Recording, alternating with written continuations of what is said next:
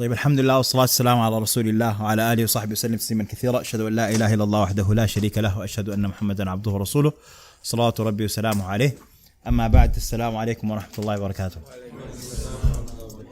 Alhamdulillah, I'm very happy to be here with you guys. Over the years, I've been fortunate enough to come to College Station.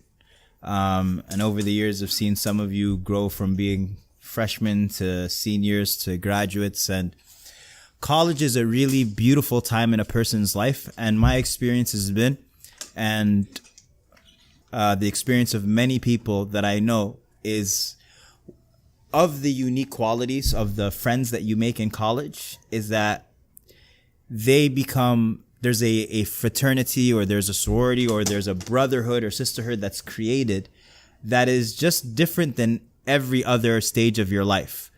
Part of it is because the experience itself is so unique that you are all, in this city of people that are all within a particular age range. Everyone more or less is between 18 and 22 or 23 or 25. But everyone is within that particular bracket or that particular age for the most part. And you are all becoming the people that you're going to be for the rest of your life. And that's a major difference between college and high school.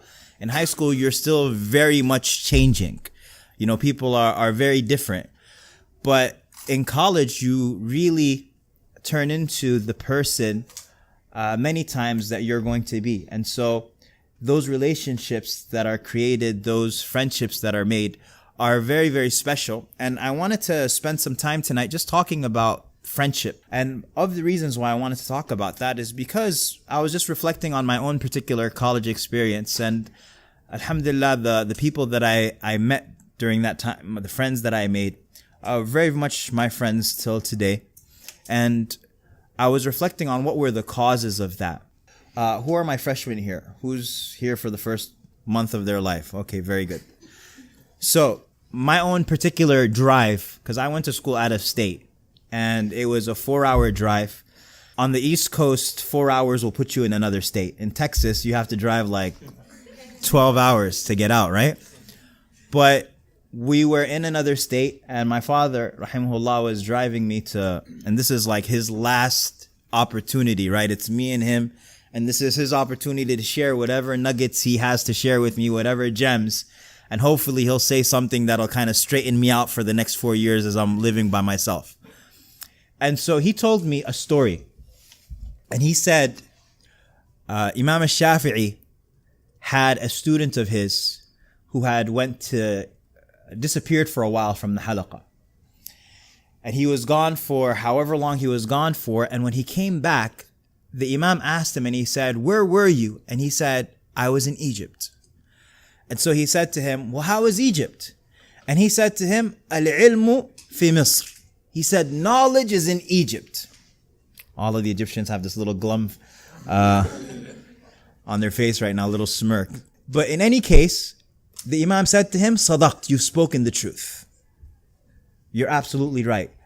Egypt is where knowledge resides."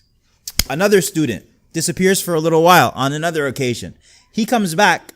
The Imam says to him, "Where were you?" He says, "I was in Egypt." He said, "Well, how is Egypt?" He said to him, "Egypt is nothing but a party." That's all Egypt is. And so the Imam says to him, "Sadaqt, you've spoken the truth." Now, there are some students who are there every class, right? They're consistent. And so they witnessed both conversations. And so they asked him and they said, "How is it that you approved two antithetical statements? They're complete opposite of one another." And so his response was they both found what they were looking for.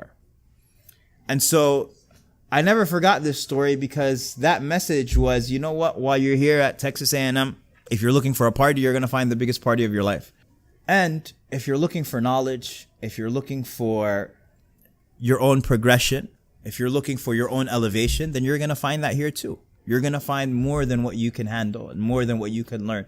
You'll find all of that. It depends on what you're looking for. And everyone finds in university what they're looking for. So the question then becomes, who are the people that I'm going to share this journey with? And I just wanted to share a little bit of advice, something from my own experience and a little bit of advice as your older brother with regards to what should a person look for when it comes to friendship. Who are the types of people that you want to keep in your inner circle? What are the qualities that you want to be looking for? Undoubtedly, the first one that I would advise all of you, sincerely from the bottom of my heart, is faith.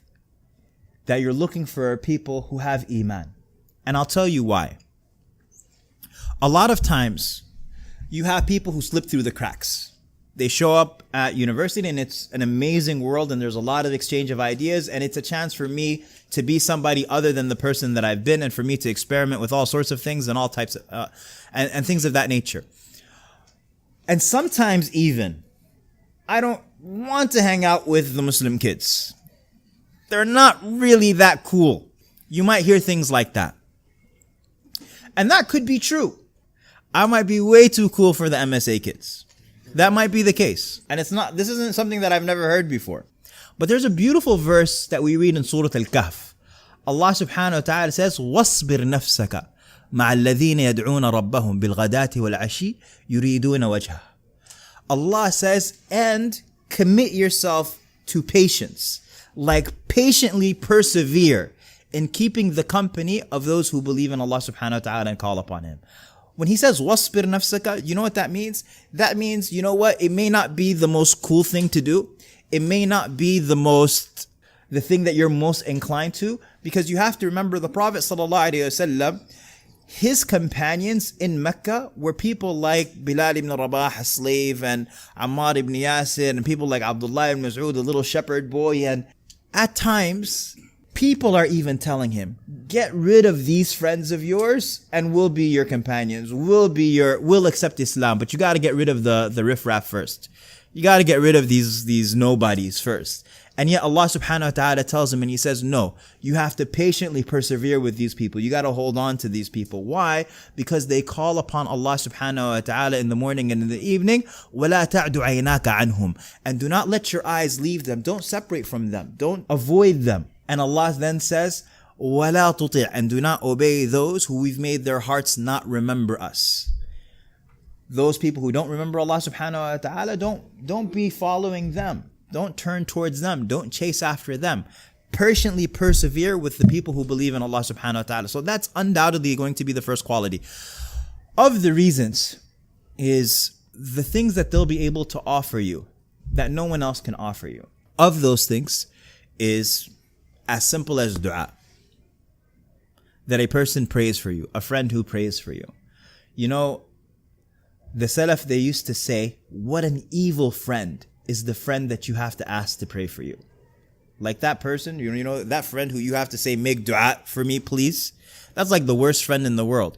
Why? Because the default should be that you're praying on behalf of, and that's why if you want to define who a friend is somebody who reminds you of God and remembers you while they are present with God.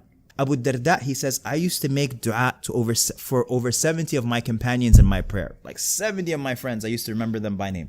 So that's number one. Number two, I'll never forget of a janazah that we prayed over a young man in the masjid once. He was 25 years old, so he was young. Obviously, he had his whole life ahead of him. But none of us knows when the angel of death comes. And what really struck out to me about that janazah was the lack of people praying over him.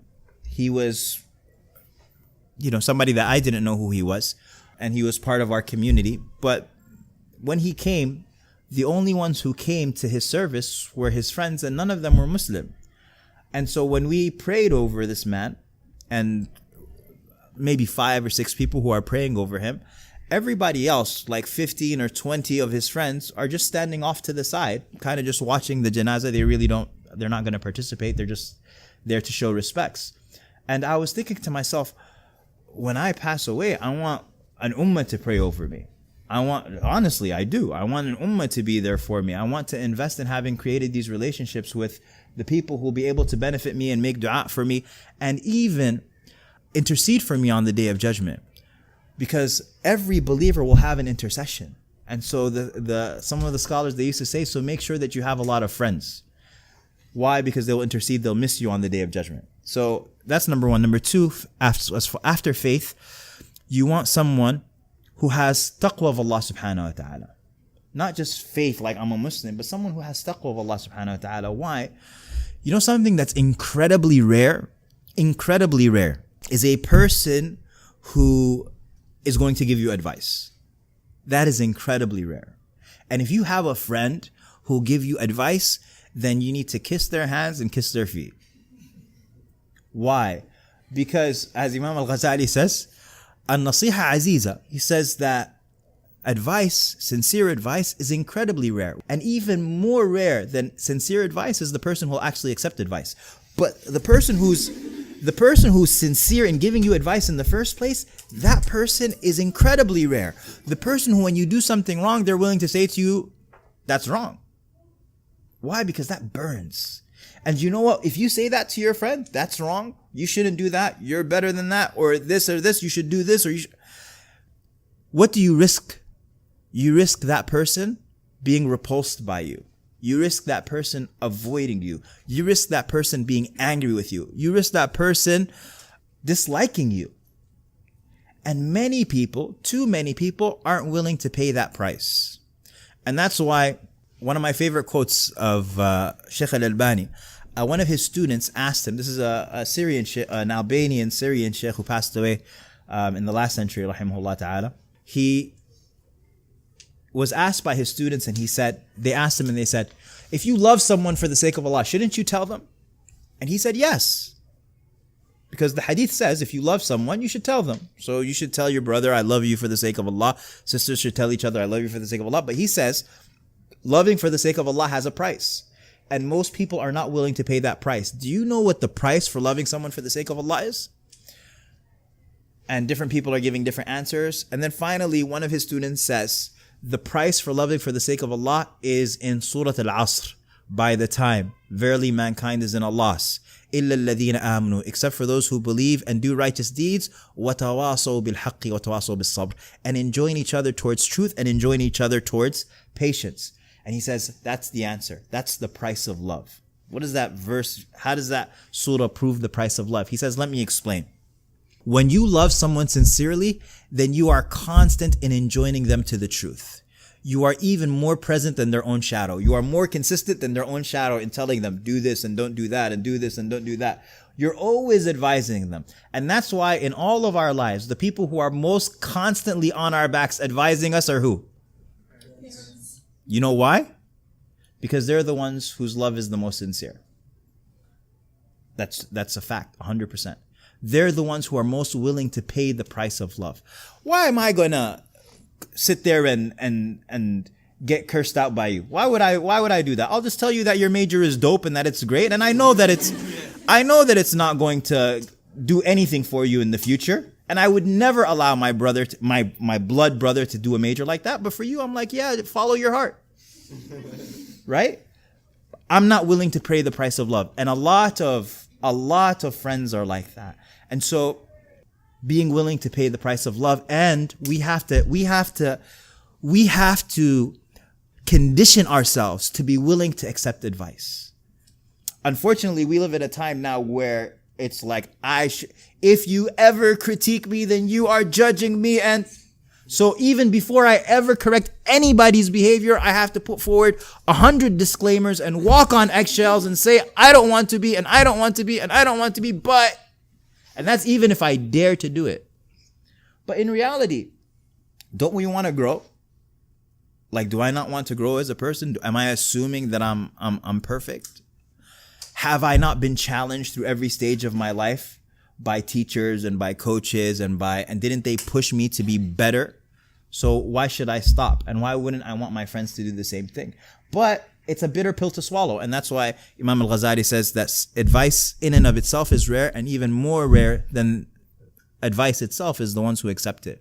But number two is you want a person who has taqwa. Why? Because that person's taqwa will propel them, hopefully, to be able to hold you by the hand and say, you know what, let's pray together, for example. Or you know what, let's do this. Or you know what, no, you shouldn't say that to your mom. You shouldn't say that to your father. You shouldn't break your relationships. You shouldn't. Right? They'll be able to advise you based on what they believe to be or what they know to be correct from the Quran and from the Sunnah. Number three, you want someone for sure who will raise your ambition. I said be patient with the believers. That's 100% correct. But at the same time, you have to be selfish. Meaning, don't hang around with losers. Don't spend your time. And what I mean by that is that people who lower your standards of excellence. So, you know what? You're here in college. Spend time with people who are doing amazing things. Learn from them. Be in their company. You know, I'll give you an example from my life. I was once with some of my friends. They weren't losers, alhamdulillah, great brothers, all of that. But they had an idea, or as a group. And I remember this vividly, I never forgot it. And they said, let's memorize the 40 hadith of Imam al-Nawawi. So for those of you who don't know, the 40 hadith of Imam al-Nawawi is a collection by a very special individual, one of the greatest scholars in the history of Islam, and a very interesting personality, Imam al-Nawawi. This man died at the age of 40 or 39 or 38 or maybe 41, but in that age. And he had devoted himself to knowledge and scholarship in just this incredible way, and he filled the world with his knowledge by the time he was 40. But not only that, what's very interesting about him is that he's a medieval scholar, and yet the entire Muslim world reveres him and accepts him. Usually by that stage in our Islamic history, you have schisms. You have people who accept this scholar, but they don't reject, but this group doesn't accept this scholar. You have this group that in fiqh, for example, that follows and reveres this person, but other people, nobody really studies. This man just has incredible universal acclaim. You'd be hard pressed to find a masjid except that his books are in it. You'd be hard pressed to find a house except that his books are in it. And inshallah, that's an indication of his own sincerity. But Imam al-Nawawi, he has a collection of 40 hadith. And he said, in his introduction to this hadith, he said, there are lots of people who compiled 40 hadith on different subjects. I wanted to compile 40 hadith that are encompassing of Islam, the entire tradition. And so each hadith is considered a pillar in its field. And so if a person is ever going to memorize a collection of hadith, this is definitely the first stop. That you memorize the 40 hadith of Imam al-Nawawi. Then you have 40 hadith from the Prophet ﷺ that are considered the greatest hadith in Islam. Great. So we're going to memorize the 40 hadith? Yes. What were the brothers saying? The procedure was every week we'll memorize one hadith. And I remember at that table saying, that's going to fail. You know why? Because it is too basic of a goal. Like sometimes when you aim so low, you fail, not because it wasn't something that you could achieve. It's because it was so achievable that it bored you, so you failed in doing it because it didn't excite you. You actually need to be excited towards the goal. Like imagine, for example, I could memorize a verse of the Quran every single day, one verse, and I'd be done with the Quran in 32 years. But nobody ever does that, right? Because nobody's excited to do that. I could lose a pound a month and I would have lost 12 pounds, and in 5 years I'd have lost 60 pounds, and right? But nobody goes about it like that, right? People are excited by the person who loses 30 pounds in 30 days or something like that. You get my point. People need to be excited towards a goal. In any case, this was so basic that I was like, it's going to fail. Because honestly, there are some hadith that are literally 4 words. La darar wa la dirar. You're done. Like, I don't need a week for that. But we failed, okay? We failed because it was boring. Then I remember like a year later, I met someone who's a good friend of mine now. But at that time, everybody was calling him Sheikh so-and-so. Sheikh so-and-so is here. He came and visited New York. Sheikh so-and-so is here. Sheikh so-and-so is here. And I'm like, who is this Sheikh so-and-so? And then I meet him, and he's a Somali kid who's like 19 years old. Okay? He didn't even have a hair on his beard. He had nothing. So skinny. He was so skinny that we were sitting in the masjid one night, and he would cover himself, literally envelop himself in the thobe that he was wearing. Okay? Like the jalabiyah. He would literally wrap himself in it. So I'm like, Sheikh so-and-so. And then, some kid's like, yeah, he came up to me. He's like, Sheikh so-and-so, literally 19 years old. He said, Sheikh so-and-so, he memorized the Quran as a kid. I'm like, okay, like, that's great. But millions of people memorize the Quran as kids. Like, that's not, it's very special, but it's not unheard of. And then he goes to me, yeah. And he memorized the collections of Bukhari and Muslim together in 2 months. So that's, Bukhari is like 7,000 hadith. add to it unbelievable amount, right? And he memorized it in 2 months. And I'm like, Sheikh so-and-so. Sheikh. But what did that do with regards to my sense of possibility? That's my point. Like when you're with somebody who's doing something that incredible, like 40 hadith over 40 weeks, I'm like, man, I could do 40 hadith in a day if that's the case. And so you want to put yourself, that's just the example with regards to hadith, but you want to put yourself in whatever field you're talking about. You want to be in the company of people who are raising your ambition, people who are raising your sense of possibility, and people who are achieving amazing things, that you put yourself in a position to achieve amazing things as well. Also, of the beautiful qualities is a person who's encouraging. A person who's encouraging. I really appreciate that Rasulullah sallallahu alaihi wasallam was the greatest murabbi of all time. There was nobody who created a nation like he did. There was nobody who took people who otherwise would have not made it onto a page in history, and yet he's able to make them into masters of every field of human endeavor. And one of the things that I looked at, one of the recipes for the Prophet ﷺ's formula in him creating all of this was that he didn't belittle people, and he didn't allow for people to be belittled. He never allowed for people to be belittled. And you see so many examples of that in the seerah of the Prophet ﷺ. Bilal is made fun of because he's black, and the Prophet ﷺ severely rebukes Abu Dhar because he did that. Aisha makes fun of Safiya in her absence because she's short. She just goes like this in Bukhari, meaning Safiya is short, her co-wife. And the Prophet ﷺ, Safiya isn't even there. And we all know how much the Prophet loves Aisha, right? And yet he still says to her, he says, Aisha, you said something that if it were cast into the ocean, it would have been black. Like, to show you how powerful this concept of belittling people is. In fact, the Prophet ﷺ says that if there was nothing that a person did, if a person belittles their Muslim brother or sister, that is enough of an evil. Why? Because what you're doing is you're breaking the wings of your Muslim brother or sister. Like, we don't need broken individuals as an ummah. We need strong, capable, confident members of our community. That's what the Prophet ﷺ is raising, and that's what we all hope to raise. And so when you're talking about keeping company of friends, you want to be in the company of people who are encouraging you, who believe in you, who are filling you with incredible sense of self-worth and value. The Prophet ﷺ did that with his companions, so much so that we have this concept in hadith, the virtues. In any book of hadith, you'll read the virtues of the companions. You know what the virtues of the companions is? The virtues of the companions is the Prophet ﷺ saying, Umar, when he crosses the street, shaitan crosses the street. When Umar is walking down the street, shaitan crosses the street. And if the faith of Abu Bakr was to be weighed against the faith of the entire ummah, the faith of Abu Bakr would outweigh it. And Aisha, the comparison of Aisha over other women is like the comparison of tharid, which is like the best type of food, over any type of other food. The Prophet ﷺ constantly praising his companions. It makes you wish that you could meet the Prophet ﷺ, because he would point out something beautiful about you that maybe you've never heard in your entire life, that nobody notices about you. And yet the Prophet ﷺ again and again is encouraging and teaching and showcasing and highlighting qualities that people have. How do we then do that? You know, I had two friends in college. One person was very interesting to me because I noticed about him that nobody ever made fun of him. Nobody ever insulted him. Another one was the exact opposite. He was the one who everybody insulted.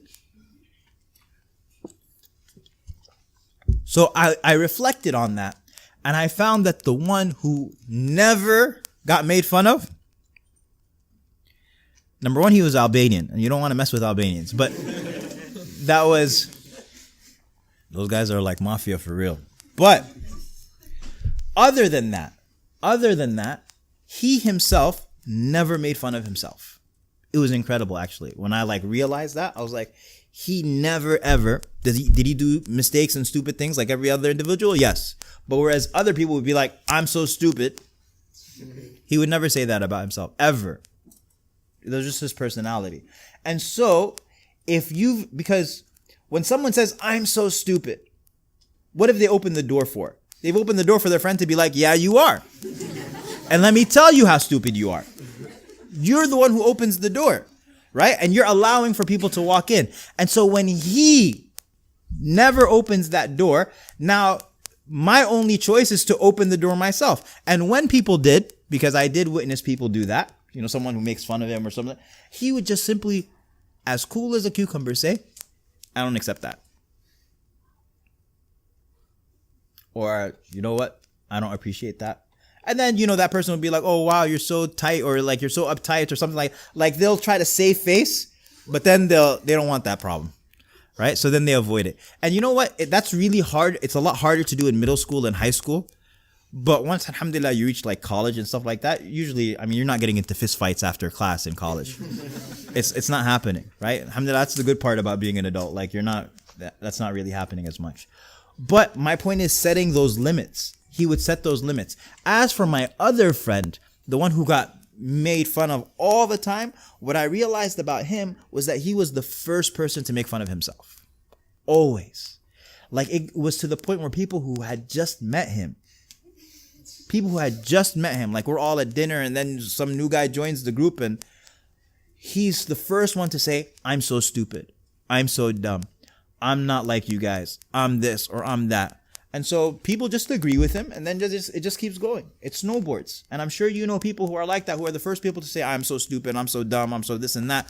So what was the prophetic response to that? There was a man whose name was Zahir, and he was a Bedouin. And the Prophet ﷺ loved him very much. And he used to say about Zahir, he used to say, Antum badiyatuna wa nahnu hadirukum. He would say that you are our desert, because he's a Bedouin, and we are your civilization, we're your city.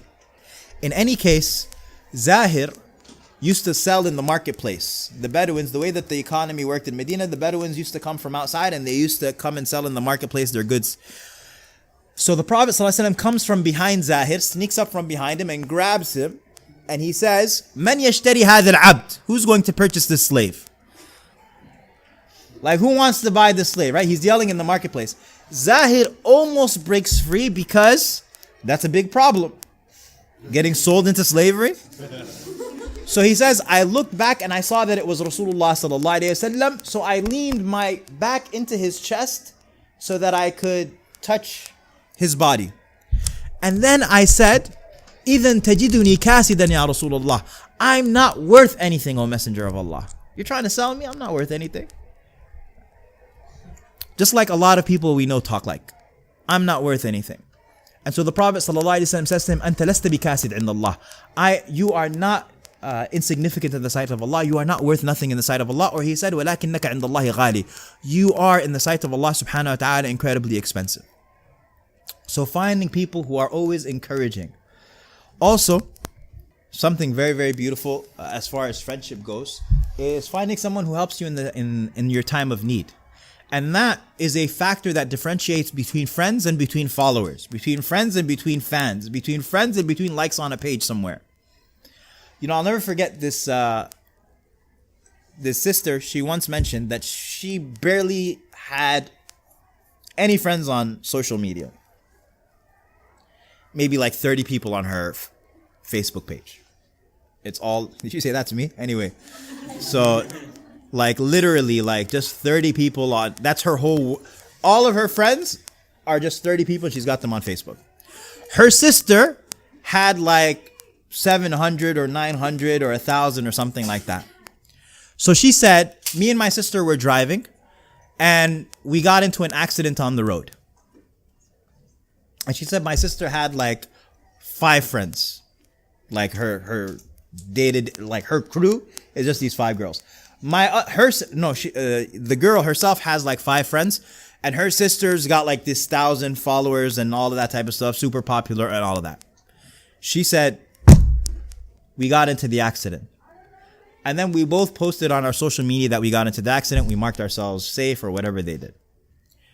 She said her sister had like 70 comments. Are you okay? Oh my gosh, blah, blah, blah, blah, blah. Her, out of her 5 friends, 3 of them showed up on the spot within 20 minutes. The difference between a person who's who's with you in the thick and thin, in the good times and the bad. That's who a friend is. Imam al-Shafi'i, he says, صديق ليس ينفع يوم بؤس قريب من عدو في القياس. He says a friend who doesn't benefit on a terrible day, a friend who's not there for you on your dark days, is similar to an enemy if compared. What's the difference between a friend and an enemy? If you're not going to be with me on my worst days, then you are like an enemy, or you are similar to an enemy if compared. And so I had one brother of mine. This is like an older brother, lived through the civil rights and all of that type of stuff.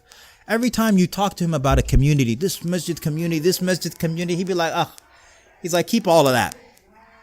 I've got two questions. If I show up at the airport at 3 a.m., is there anybody in that community who will pick me up? And number two, will I find a place to stay? Don't talk to me about brotherhood and the community and the masjid and the design and all of that type of stuff. If when it comes to some of the most basic facilitations of brotherhood and sisterhood, I can't find, right? And so a question that we have to ask ourselves, especially as we all move so much towards social media and all of this type of stuff, and thinking that those are real relationships, is do I have 5 real friends? Do I have 5? Do I have 10 real friends? Like when things go down, when my life is going through difficulty, that these are people who I can actually lean on. Ibn Qudama, he talks about this, and Ibn al-Jawzi as well. They talk about how, of the things that the Salaf used to do with regards to maintaining brotherhood and friendship is a person, for example, entering into their brother's house and sitting down and opening up the fridge and eating from it. They weren't talking about fridges, but I'm just paraphrasing. They would just walk in and eat food and stuff like that. And the guy was absent. When he would come back, he wouldn't be upset that some guy came and ate from his food. In fact, he would see that this was honor. And he would see that this is actually a manifestation of true brotherhood. True brotherhood is when you are actually able to take from me and you feel like this is something that you have the right to do. Or an even more extreme example is a brother saying to his friends, and he said to them, what do you think about a person who puts his hand in the pocket of his brother and takes from whatever he wishes as far as wealth? And they were like, yeah, nobody does that. And he said to them, well, this is what we used to consider a brotherhood, that a person is actually, but these things are kind of, we don't have anything similar to that, but at the very least, that we be in each other's service, that we're there for each other when a person needs, and that we see the offering of assistance and aid as a manifestation of the right that a brother or sister has on us. Also, the last thing that I want to mention is part of the relationship with regards to part of the manifestation of friendship is also to recognize that even as we seek friends, and very much we are social creatures, and we want to have, especially during this particular stage in your life, that a person recognize that the value of being happy in and of their own selves, being comfortable in your own skin, and recognizing that at the end of the day, as much as we all move together, that everyone is journeying towards Allah subhanahu wa ta'ala alone. And you know what? This was a profound, at least for me, it was a very profound experience, because it was my first time living away from home. And I remember when I walked into my dorm room, got dropped off by the family, walked into my dorm room, met my roommate, and I had a little prayer rug. Pulled that out. And I was thinking to myself, for the first time in my life, up until this point, everybody that had been a part of my life up until this point is gone. And the only one who's with me is Allah. And the only one truly who's going to be with you every single day of your life is Allah. Everyone else you will part ways with, whether temporarily or until the day of judgment. That's just the nature of the human existence. And so, recognizing that, even with regards to these friendships, they are wonderful friendships and what have you, but we're all journeying our journeys individually.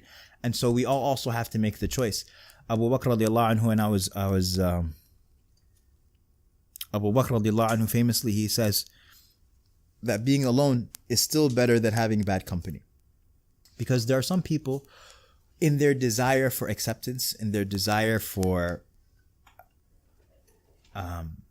having that social life, they are willing to give themselves to whomever, any crew, any group of friends, for social acceptance. But Allah subhanahu wa ta'ala tells us that on the Day of Judgment there will be people who are enemies of each other. And in fact, the default is that people will be enemies of each other. الْأَخِلَّاء يَوْمَئِذٍ بَعْضُهُمْ لِبَعْضٍ عَدُوٌّ إِلَّا الْمُتَّقِينَ. Allah says that close, you know what a khalil is? A khalil is someone who's so close and intimate to you that their hearts are completely empty of anything other than that person's love. So you could take two people who loved each other so deeply in this world. They'll be enemies on the Day of Judgment. إِلَّا الْمُتَّقِينَ. Except for the people whose friendships were formed on taqwa. Those are the only people whose friendship actually continues to the next life. And Allah subhanahu wa ta'ala, He says to us, يَوْمَ يَعَضُّ الظَّالِمُ عَلَى يَدَيْهِ. On the day where a person will bite onto their hands, not just onto their fingertips, but they'll bite onto their hands and they'll say, يَا لَيْتَنِي اتَّخَذْتُ مَعَ الرَّسُولِ سَبِيلًا. I wish that I took a path with the messenger. يَا وَيْلَتَا لَيْتَنِي لَمْ أَتَّخِذْ فُلَانًا خَلِيلًا. Woe be to me, I wish that I never took so-and-so as a friend.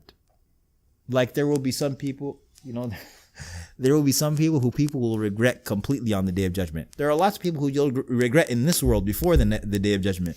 But undoubtedly on the Day of Judgment, there will be some people who you will wish, and I will wish, that we never met them, that we never took them as friends. Allah subhanahu wa ta'ala says they will bite onto their hands and say, لَيْتَنِي لَمْ أَتَّخِذْ فُلَانًا خَلِيلًا. I wish that I never took so-and-so as a companion. So avoiding that, which brings me to the last point, which is something just very, from my experience, that I want to point out. Number one, you guys are still have the opportunity for a very, very, very special status with Allah subhanahu wa ta'ala. And that is, the Prophet sallallahu alaihi wasallam told us that there are 7 who are shaded in the shade of Allah on the day when there is no shade except for His shade. And of them is what Allah subhanahu wa ta'ala, or the Prophet sallallahu alaihi wasallam says, شَابٌ نَشَأَ فِي طَاعَةِ اللَّهِ. A young person who grows up in the obedience of Allah. A young person who grows up under the obedience of Allah, that person is so special in the sight of Allah. Why? Because the default with regards to young people is that they make a lot of mistakes and they want to experience everything, and they are short-sighted and selfish with regards to their own feelings, and everything is so intense. Passions walk with young people, and so that person who's able to subdue their passions, that person who's able to minimize their mistakes, and that person who's able to trust what Allah subhanahu wa ta'ala and His messenger taught them, as opposed to making those mistakes for themselves and then learning from them. And hopefully they do learn from them. Some people make those mistakes and they still don't learn from them. But in any case, that person who's able to do that, that person is so special that they reach that status of being shaded in the shade of Allah on the day when there is no shade. There is a question that's always asked, and I want to just address that question before it's asked, and if anybody has any questions after that, which is the obvious question with regards to when we talk about friendships, what about boys and girls? There are 2 extremes, and Islam came between those 2 extremes. The first extreme is that the brothers and sisters treat each other like aliens. That the sister's walking down the escalator and a brother's walking up the escalator, so she decides to jump off, right? Like she's like, even I've been a part of that, where you get onto an elevator and there are 3 sisters on the elevator and they get off the elevator because you've entered into the elevator now. And it's just like, okay, that's not khalwa by any definition. It's not seclusion. So that's one extreme. Then you have and of course you can't talk to them, and everything's so awkward and weird. And the Sahaba were very natural when they came, but they were, at the same time, they were respectful. And then you have the other extreme, which is just having no barriers at all. You talking to her like you would talk to a guy, and treating each other as such. There's a middle ground there. And Allah subhanahu wa ta'ala, gender relations is very, very difficult. It's a very, very contextual concept. It's very hard for you to just kind of give a synopsis. But I will say that there are some overarching principles. And of those principles is that Allah subhanahu wa ta'ala says, and this is Surah Al-Qiyamah, بَلِ الْإِنسَانُ عَلَى نَفْسِهِ بَصِيرًا وَلَوْ أَلْقَى مَعَاذِيرًا. Allah subhanahu wa ta'ala says that every human being is a witness over themselves, even if they were to cast forward every excuse. What does that mean? It means that even if everybody, you're able to argue to everybody and be like, oh my God, like, how do you even think like that? Like, oh no, I definitely, and you make them feel like they're the ones who are ridiculous for saying to you, like, don't do that or something like that. Like, you are a witness over your own self. You know why you dressed that way. You know why you sent that text message. You know, and Allah subhanahu wa ta'ala says, وَلَوْ أَلْقَى مَعَاذِيرَهُ, even if you were to cast forward every excuse, even if you could provide every argument, you know the reason why you do things. So that's number one. Number two, something very interesting that I've witnessed, and I would always encourage you guys to, without this becoming a gender relations discussion completely, but I would say I've seen this so many times in my life. And it's always painful. Two couples or four or five people get to know each other very personally in college. And then their hearts become attached. And they play out this entire fantasy in their mind of, I'm going to go home and I'm going to talk to my parents, and you're going to go home and you're going to talk to your parents, and we're going to work this out and stuff like that. And until they do that, they enjoy the fantasy. 2 years, 3 years, 4 years go by. And then what ends up happening is then they eventually go home. And they're still very much attached and they're trying to work it through. And to some degree, they completely are going against their parents' wishes, and they're fighting, and because it might be an ethnic thing, it might be a personality thing, it might be a family thing. It could be a lot of different reasons why the parents, for example. But now you put yourself in a position where your heart is attached. And so now 4 years turn into 5, and 5 years turn into 6, and 6 years turn into 8. And I'm not exaggerating at all. I've seen 10. And then what ends up happening after all of that time was spent, they finally, with broken hearts and exhaustion, call it off. And they eventually give up after who knows how much has been incurred of sin and how much of... And then 2 months later, he goes and marries his cousin. Or she goes and she marries her cousin. Or she marries some guy that she met like 3 months ago. Right? And why is this very, very interesting to me? Because at the end of the day, so many times you'll see that when it's meant to be, it just happens. It's not incredibly forced. And there's a beautiful hadith. I'll tell you, this hadith, man, the first time I heard it, I was just amazed at its beauty. The Prophet ﷺ, he says, إِنَّ رُوحَ الْقُدُسِ نَفَثَ فِي رُوعِي. The Holy Spirit cast into my essence, أَنَّهُ لَن تَمُوتَ نَفْسٌ حَتَّى تَسْتَكْمِلَ رِزْقَهَا وَأَجَلَهَا. That no soul shall pass until it completes both its lifespan and its rizq. فَاتَّقُوا اللَّهَ وَأَجْمِلُوا فِي الطَّلَبِ. So fear Allah and seek it beautifully. And do not let the delay of rizq make you seek it out in a way that Allah has prohibited. Why? Because what is with Allah cannot be acquired except through His obedience. What does that mean? It means that you are going to get everything that is due to you in this world. Everything that is written for you, you're going to get it. You're not going to check out from this world until you get it. So then what are you required to do with that information? You're required to fear Allah and seek it beautifully. And don't let the delay of that rizq make you seek it out in a way that Allah has prohibited. The fact that you wanted to be married at 22 and oh my God, now you're 23, that delay, don't let it make you seek out the haram. Why? Because at the end of the day, relationships or money or whatever, we don't want those things in and of themselves. We want them because of what they facilitate, of happiness, of serenity, of tranquility, of family, of love, of mercy. And so if a person seeks it out in a way that Allah has prohibited, then do they have anyone to blame for their heartbreak and their sadness except for themselves? And so recognizing that all of these things are with the hands of Allah subhanahu wa ta'ala. And He gives them whenever He wishes to whomever He wishes. So that's what I wanted to share with regards to friendship. May Allah subhanahu wa ta'ala accept from us and grant you all beautiful companionship and friendship, and make us all of those who are gathered together. The Prophet ﷺ said, 2 people who love each other for the sake of Allah will be on thrones of light on the day of judgment. They will be envied by the martyrs and by the prophets. So it's a great, great act to love someone for the sake of Allah. May Allah make us of al-mutahabbina fi. Wa sallallahu alayhi wa sallam Muhammad wa ala sahbihi wa sallam.